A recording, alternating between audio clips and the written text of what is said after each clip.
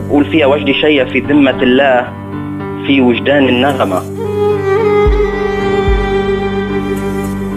نغمة عودك لا تموت، صاخبة في كل شيء، هادئة في كل شيء، في كل ما يختزله الفن من حياة البشر، متراقصة في رونق الكلمة إلى حدود الاندماج، إلى مسرحة السحر، إلى خلق المشهدية المختصرة للكون.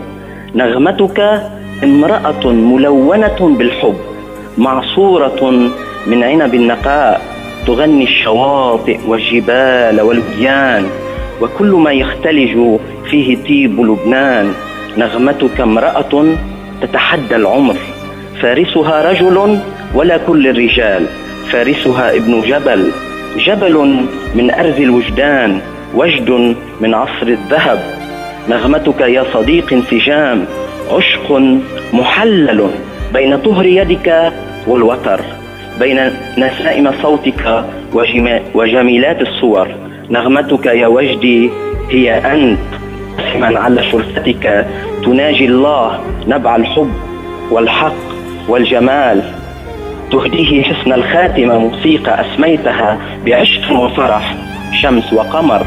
وجدي يا صديقي يا وجدي، نغمته تتقمص النغمات، الكلمات، الرقصات، حتى خشب المسارح.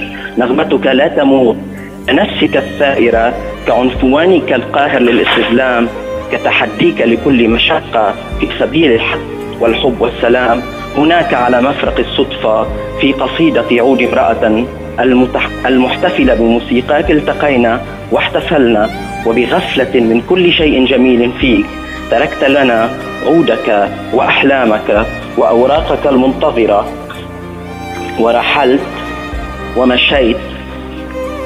مشيت بهدوء وحب وكبر، منتصب القامة كما عهدك من عرفوك وأحبوك. مشيت وأنت القابض على جمر العزة، على وتر الحلم، على زهرة أضعها على صدرك وساما إلى مثواك الأخير.